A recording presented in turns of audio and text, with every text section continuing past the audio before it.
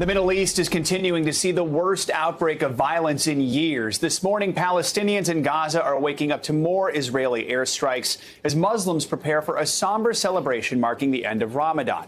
The death toll there stands at 83, while 7 Israelis have been killed in rocket attacks by militant groups. And on the ground, we're now seeing a dramatic escalation of violence in mixed Arab and Israeli towns unfolding on the streets and sidewalks as tensions reach a breaking point.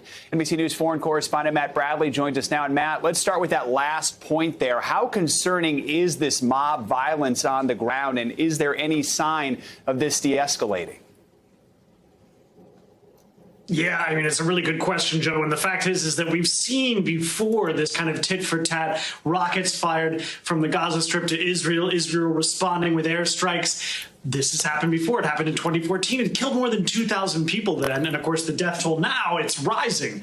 But the real issue, the thing that sets this conflagration apart from what happened back in 2014 is exactly what you mentioned. Those street fights that many people are saying is kind of the realization of the worst fears of the Israeli establishment. And you would assume that massive death and rocket fire would be the main worry. That's what always gets the headlines. That's what draws the television stations and draws eyeballs.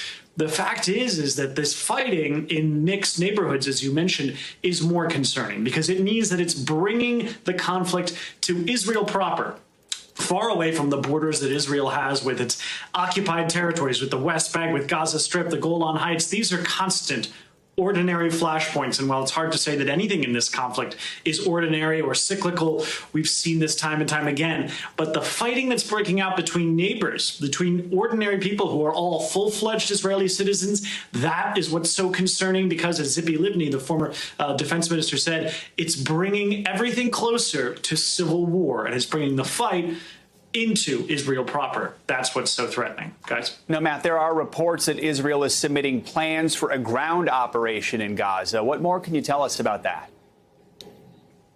Yeah, that's going to be decided probably today. Now, this is a bit early coming in this conflict to be considering bringing in ground operations into the Gaza Strip. Now, remember, it was only until 2015 that the Israelis actually had settlements and really fully occupied the Gaza Strip. And I'm sorry, not 2015, in 2005. That's when the Israelis withdrew from the Gaza Strip. But back in 2014, I keep mentioning that. That's the most recent and the closest comparison to what's happening now. They sent in Israeli troops into the unoccupied Gaza Strip. And back then, there were more than 60 casualties. Israeli troops were killed in larger numbers than were anticipated. And it was something that, a lot of military authorities had a lot of explaining to do to the Israeli public, that they sent all of these soldiers into this very dangerous situation. It looks as though now that Hamas and other elements within the Gaza Strip are very armed and very capable of handling some sort of attack. We see sightings of that from the massive number of rockets that they fired into Israel, more than 1,000. That leads one to believe that there are quite a bit of weapons still in the Gaza Strip, despite this lifetime-long blockade that's been going on between Israel and the Gaza Strip and backed up by Egypt from the southern side. So what we're expecting to see now, if there is an incursion by Israeli troops into the Gaza Strip, is probably something like what happened in 2014.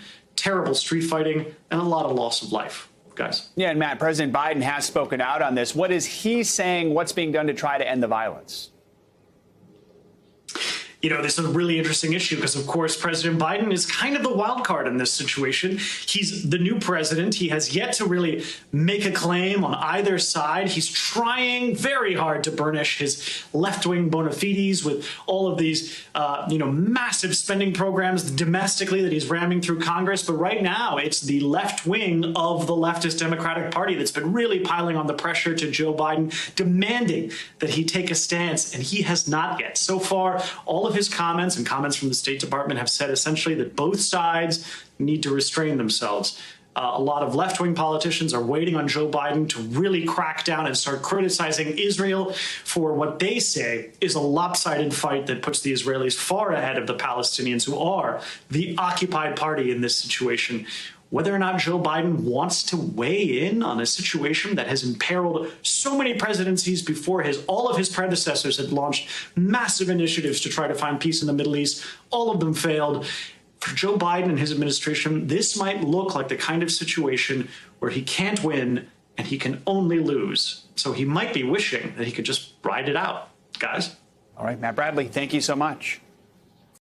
Hey, NBC News viewers, thanks for checking out our YouTube channel. Subscribe by clicking on that button down here and click on any of the videos over here to watch the latest interviews, show highlights, and digital exclusives. Thanks for watching.